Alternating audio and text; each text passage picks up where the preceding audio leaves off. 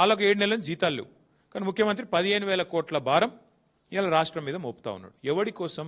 ఎవరి కోసం? నీ అహంకారం కోసమా? నీ నోటి దీనికోసమా? దేనికోసం చేస్తా ఉన్నావు? ఇప్పటికే మీ వల్ల, మీ చేతగాంతనం వల్ల పరిశ్రమలు వెళ్ళిపోతా ఉన్నాయి. ఒకటి గుజరాత్కు పోయింది కేన్స్, ఇంకోటి ఏపీకి పోయింది ప్రీమియరు, చెప్పుకుంటూ పోతే తమిళనాడుకు ఇంకోటి కార్నింగ్ పోయింది. ఇప్పుడు ఎల్ఎన్టీ కూడా మొత్తం రాష్ట్రం వదిలిపెట్టి వెళ్ళిపోయింది. నేను పొద్దున్నే ఎల్ఎన్టీ సంస్థలో ఉండే ఇంకో ఐటీ కంపెనీ ఉంటుంది మైండ్ ట్రీ అని, వాళ్ళతో కూడా మాట్లాడినా.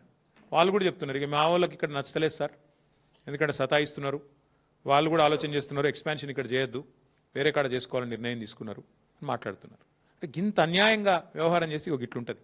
ఇప్పటికే 2,20,000 కోట్లు అప్పు చేసిండు రేవంత్ రెడ్డి. ఈ 22 నెలల్లో నెలకు 10,000 కోట్ల రూపాయల చొప్పున కాగ్ చెప్పింది, నేను చెప్పట్లేదు.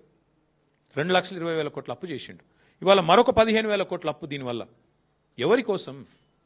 దేనికోసం? ఈ అప్పు ఎవరు కడతారు? నేను అడిగేది ఈ ముఖ్యమంత్రి గారిని, మీరు దేనికి పైసలు లేవంటారు? ఆర్టీసీ కార్మికులను ఆదుకునేందుకు పైసలు లేవు, ఉద్యోగస్తులకు డిఏలు ఇచ్చేందుకు పైసలు లేవు, రిటైర్డ్ అయిన ఉద్యోగులకు రిటైర్మెంట్ బెనిఫిట్స్ ఇచ్చేందుకు పైసలు లేవు, 6 గ్యారంటీల అమలుకు పైసలు లేవు. మరి 15,000 కోట్ల అప్పు ఎందుకు? ఎవరి కోసం? ఏ కారణం చేత మీరు తీసుకుంటున్నారో చెప్పాలని చెప్పి నేను కోరుతా ఉన్నా.